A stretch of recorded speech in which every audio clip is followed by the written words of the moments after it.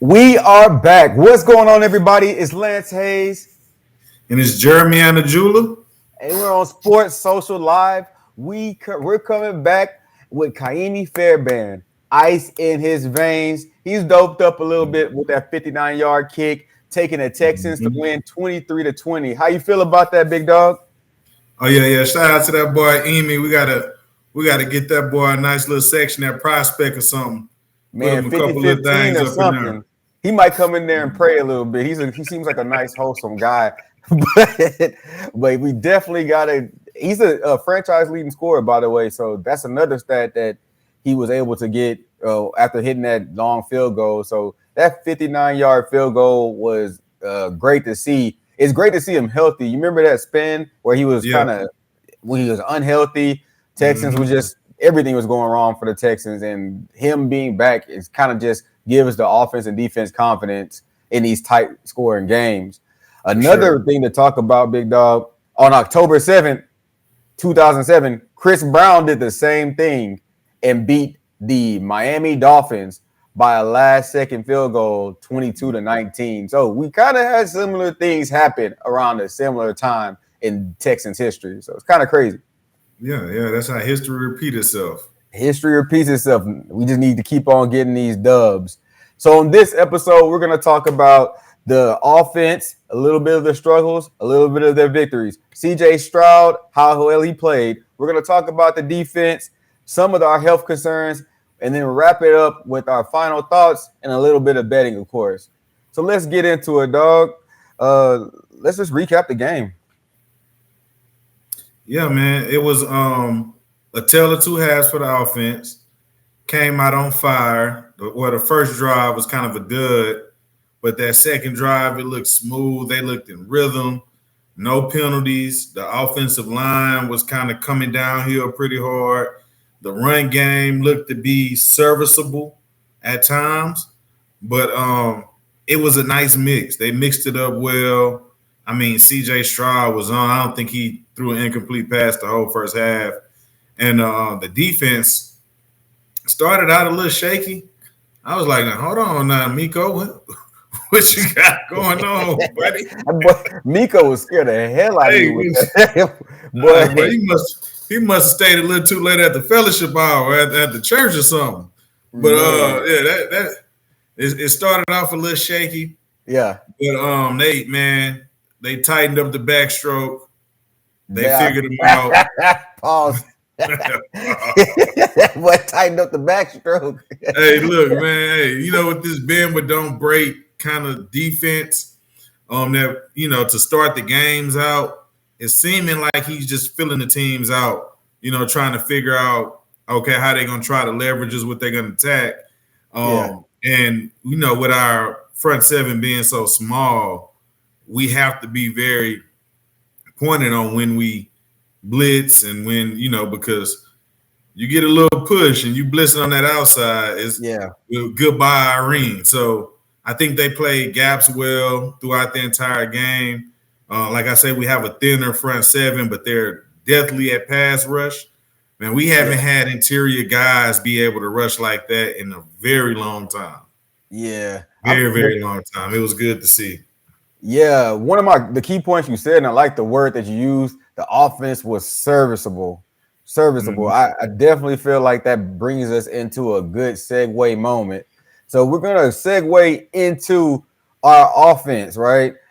Let's talk about the offense. The offense shows signs of life, moving in the right direction. What are your thoughts about the offense? Again, tell of two halves. They started off, we scored 17 points in the first half, two touchdown drives. Well, one touchdown drive and one big touchdown play that rendered Nico injured for the game. But they look good. They move the ball well. I told you before this game, one of the keys would be third down efficiency on both sides of the ball. And I think we were 8 for 16 on third downs, which is keeping those drives alive. We didn't have any back-breaking penalties. Unfortunately, we turned the ball over a little bit in the second half, and we didn't finish drives off like I would like us to do. But beginning of the season, we ramping up. Bobby called a really good game. He mixed the pass and the run really well. It was balanced out. I know a lot of people kind of a little iffy about Dare getting so many touches, but I think it was needed to keep the balance so they won't be able to key on us on what we're trying to do. Yeah. I'd like to expand on that Bobby. It's hit or miss with the Bobby fans, the Bobby haters. Right. I'm in between. I'm a little bit neutral, kind of towards what are you doing? But I also give him the credit for what's going on with his team, the injuries, the inconsistencies with the offensive line. I also just question, is it really the offensive line or is it Bobby? Like, who is having the issue? We can't give him a pass for all these too elaborate plays. All the sideways passes, having your lineman pull for elaborate screen passes. I don't like that. I definitely think we can do without. But is it him not making the plays happen? Are the defensive lines just keying the team a little bit better? I don't know, but I think Bobby's not doing bad. He's ramping up into a positive area. But we can't, let's be clear. Kansas City barely beating people. There's no team just blowing people out this year. So are we really in a bad place? And especially with our high ceiling that we have. So that's my thought on the offense right there. Yeah, and I think it's kind of a mix of the running back situation.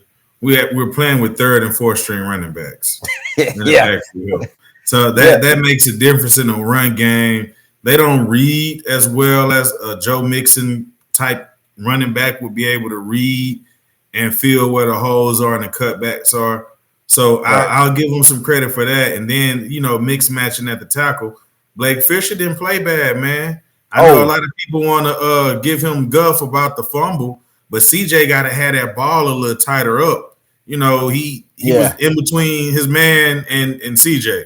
It wasn't a sack. It was a hand that knocked the ball out. So I'm okay with how Fisher played. Not a vet.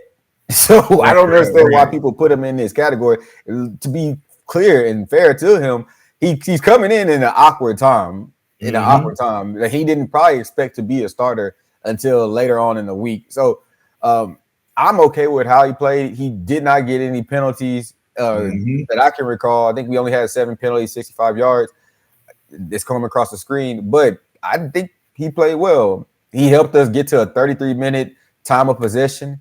Definitely helped us with the running backs who are not able to see those cutback lanes as well as a Joe Mixon or a lead running back. So I'm okay with what Fisher was able to compute, how he was able to contribute to our offensive line. I'm okay with the offensive line play. This last game was not bad against a solid defensive line. Now they had Ed Oliver over there. Fisher might play a little bit better with Shaq Mason than Titus.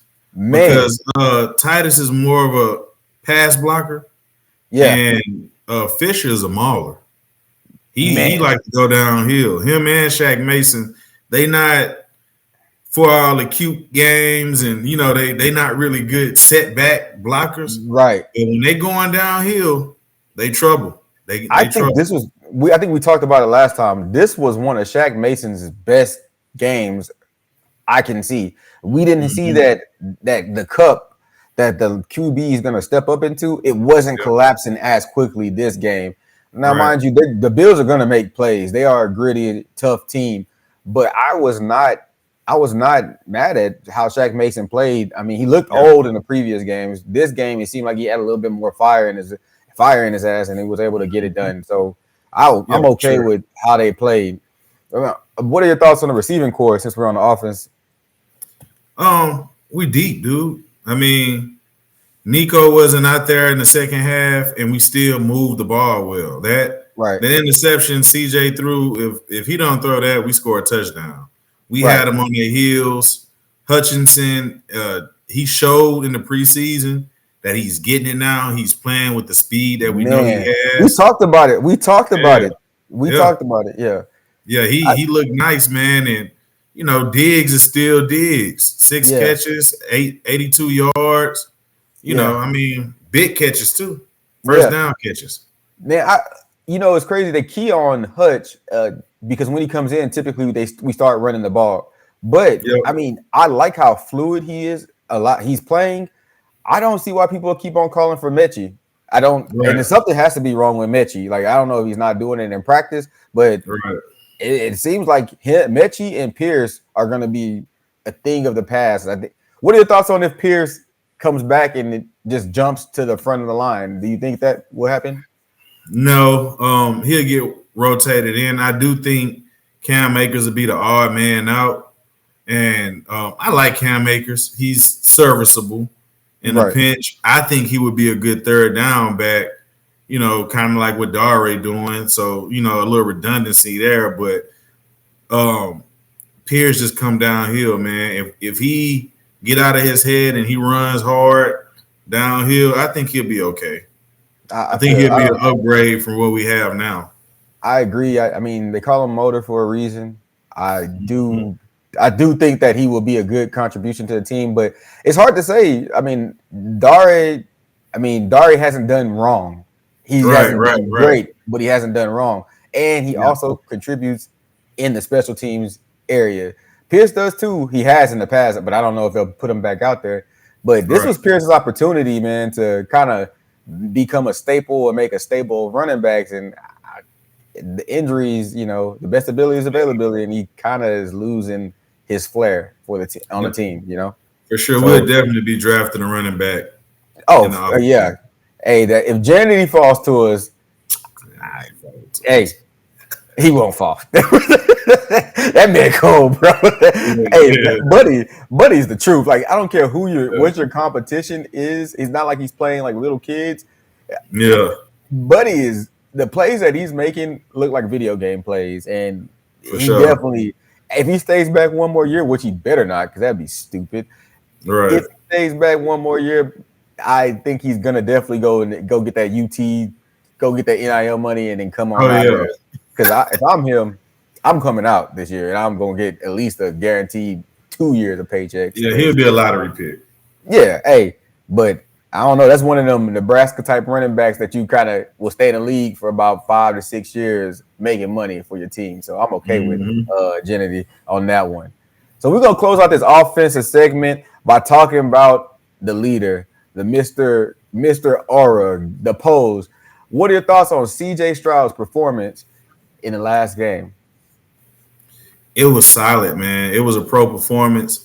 I seen him go through his progressions and hit the check downs a lot quicker. There was a play on that second drive where Stover popped open. He was a tad bit late on that. If he would have hit him sooner, Stover could have turned up the field and got some yards. But he's starting to get it now. Yeah, Teams are playing a too high safety on him to stop the deep ball, and he's getting comfortable checking it down, going through his progressions. He's noticing the movement on the cornerbacks. There was a play where, the Bills do this step up, everybody at the line of scrimmage, and you don't know if they coming or dropping. And Bobby did design a good play where he motioned Diggs over from the right to the left, and then it was the tight end, Diggs, and then they moved Dare to the left side of CJ. So you I know what you're talking essentially had about. a three versus two going on, and then he snapped the ball, recognized it was man quick, put a nice touch on it to give it over to Dare to get a pivotal 3rd and 5 to get us some points. So, I think he played a good game, man. The turnover, the interception, I don't put that on him. I think it was a good play by the linebacker. He Right. took off the crossing route and then broke off really quick. He broke off quick and Let's got his let's hand. but He let's made put a it in play. perspective. Put it in perspective, dog. We weren't playing a trash team. Those Right, linebackers that we were right. playing against are top 20 in the league. I mean, Yep. Tyrion Johnson, I believe, maybe one of the DBs. They're top 20 in the league in multiple defensive categories, Right. except I think interceptions. And I think one of their DBs has 4 interceptions, which tied with multiple people across the league. We Yep. weren't playing trash Yeah, yeah. And, linebackers. and And Doug That so McDermott is a great defensive coach too. exactly. So I'm not mad at. They're gonna make plays. If we have solid players across from us in any phase of the ball, they're going to make plays, and they try to in every phase of the ball. So I'm not mad at that. I mean, Stroud went 28 for 38, 331 yards, one touchdown with that one pick. The fumble was just a good defensive play. He could have held that ball tighter, but I mean, I do think that the later on in the game, he had to get back in his cool breeze mode and kind of just focus and lock in a little bit. He was kind of going a little bit too far to the right, but he locked back in, and you saw him. Hey, when all else fails, go back to the schoolyard, get out about, and go tuck the ball and run. And I think that's what. Remember, we talked about that earlier in the season. Yeah, that's what he needs to do. That's what championship quarterbacks need to do. When you don't see it, you don't have to force it. Pull the ball down, run, and get your 5 to 10 yards, man. Right. And now you see, and then when he did that, you saw those linebackers having to hold on, what's coming up. And we got to rush with some integrity now. Yeah. Because I mean, lately they've just been able to just drop and fly back into the underneath zone. So you're not getting those easy passes. And Bobby has to scheme up play action that just is too creative. I think that's what's happening. If CJ turns into that gamer, it's up. It's up from there. For sure. Hey, speaking of up, if any ball was up in the air, I think our defense was ready. So let's talk about our defense and how they dominated in at least the second half. Let's talk about it. Well, I think they dominated from the second drive on. Held Josh Allen to like a record low of 9 completions. Right. 130 yards. Crazy. And didn't allow him to get out the pocket and go crazy on us. I mean, held rushing with integrity and covering. Right. 276 yards total of offense for that high-powered offense. I know they had people out for the game, but that defense was balling, and we should have had 2 to 3 picks. And 2 to 3 sacks. I mean, if that's any other quarterback that's in the arms of our defensive ends, they're not getting that ball off like he was able to. Hell, we were ripping his jersey. Literally threw out 2 sacks. Yeah, I'm cool with it. And I just want to emphasize, I think Aziz is probably going to, if he doesn't make the Pro Bowl, he's going to get some type of AFC South, AFC Player Award. Buddy's balling, man. Buddy is balling. I don't know why PFF doesn't grade him high, but he is balling. Henry Tua was our leading defensive player as far as PFF grades, but they're playing the whole game. People not realizing that linebacker play in nickel is tough. Them boys are playing the whole game. You see that Stroud? Even before the the underneath play where he got underneath and turned it to a receiver, that's athletic as all get out. Yeah, he's especially athletic. And Toto, man, he lost that weight. Boy, he can fly around. He got good football speed because he can read and react really quick. And to your point, man, playing nickel, you don't have that extra linebacker rallying the tackle. So you're seeing a lot of heavy sets. Hey, man, I gotta give you game and at that high level is special. Hey, man, I gotta give you credit though. We talked about Petrie. I talked a little shit. I'm not gonna even lie. But you could talk about your Petrie call. That was good call on Petrie. I'll give you that one. Yeah, man. I told you, man, like we need DBs that can tackle, and he's like a rover playing corner, and I also told you a key is gonna be keeping them in third and long, and we should probably blitz on first and second downs. And D'Amico dialed up most of his pressures on first and second downs. And on third down, he didn't really send a lot of pressure. We just rushed really good with integrity, put 7 back, and let him make a mistake. Josh Allen is a gamer. He's not a pick you apart kind of guy. Right. Let's talk about that third down efficiency that we held them to. They were 3 for 14 on third down. Our defense balled out. Hey, bend but don't break for sure. But our defense held them to three first down conversions, 3 for 14. That's crazy. That's crazy on that third down. let's go talk about the health of the team. So this segment, we're going to talk about the health of the team, the health of the Texans. What are your thoughts on that? Yeah, I'm a little concerned about Nico. Hamstrings, the soft tissue issues are a big concern because they linger, and it Right. just takes time and rest.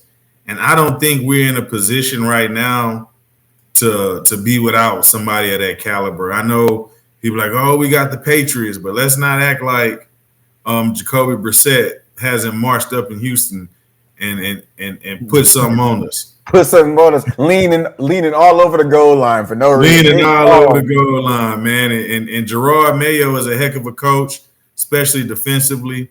I would like for us to get healthy. We 2 running backs down, Damian Pierce and Joe Mixon. Offensive line banged up.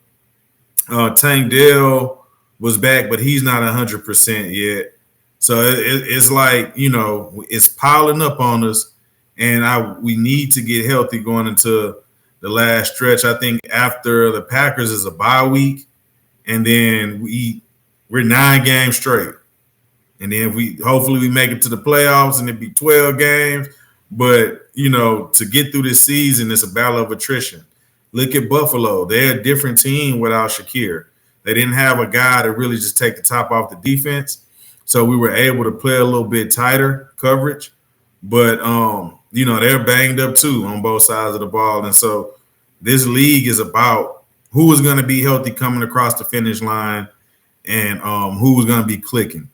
And if we got players out the entire season, we can't really get any momentum going, no continuity. So we really do need to get healthy, have all the pieces on the field. It's nice to be able to win without them, but if we really want to make some noise in the playoffs, we need everybody on the field playing together and finishing out strong.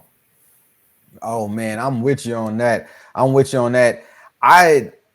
question everybody discussing bringing back these players early, man. Like I don't get it. Like what is the rush in this week 6 to bring back players that have soft tissue injuries and growing injuries? I'm not rushing to get Nico back. I will take the 2 weeks down and with Nico out. So I don't get the media like, oh, we need him back. Bro, get these people ready and as close to 100% as possible. That way we can make the plays that we need to make down the stretch. That week 14 through 17, where you don't know where you're going to be at in your division conference, playing for playoff position, those games are tough. And our division, historically, the last game of the season is always tough. And people sleep on the last game of the season because those are the people who are trying to make a paycheck and pay for their family. So if I'm a 3rd or 4th string, I'm trying to get traded or go somewhere else. So they're not an easy game. So I'm with that health and wealth for the team. Let's go ahead and close it out, dog. Let's get our final thoughts and wrap it up for this week. What are your thoughts? Closing thoughts. What D'Amico been saying, ugly wins matter. It's better to learn from a win than a loss. Right. And my final thoughts are, man, we're tough. We're a tough team. We've proven that. We can make plays in the clutch on special teams. That boy Woods with the clutch punt return. Yeah. CJ Stroud and Dare with the heady play to get a couple more yards to make it an easier field goal. The defense with the stop, the 3-and-out stop to give us some time to win. It was good complimentary football to finish it off. And I just like to see us put it all together for a full game. Man, I can totally agree with your sentiment. And I posted the picture. You see CJ Stroud with the pose, just the aura just sitting there. That's how I feel going forward in the season. And that's the confidence that we need to play with. I think that we have a high ceiling and we haven't even reached that potential. And I think the Texas fans, we see it. We just want to put it together in all 3 phases of the game. But I question, hey, maybe that's not us. Maybe we're that beat you by a point, beat you by 3 points, 1 score. Maybe that's not us. But going forward, cardiac cats. Bro, cardiac yes. I ain't trying to, but hey, I ain't gonna lie, these games been stressful. We need a couple of blowouts, but that doesn't normally work for us when we have blowouts. Right. So hopefully we just change our whole trajectory as an organization. It's becoming part of our culture to be gritty and have tenacity. If when that offensive line snaps together and has that tenacity, like Shaq Mason played with this last game and Blake Fisher, hey, it's up. So I'm ready for what's coming. I'm ready for this week. The Patriots game is one of our typical sleeper weeks where we fall back into some weird habits. I'm interested to see how D'Amico leads the team this week. Yep. So that's my final thoughts. Dog, you have anything else you want to say? Man, let's get ready. We on the New England. On the New England, playing the Pats. I'm Lance Hayes. I'm Jeremy Anujula. And Sports Social Live.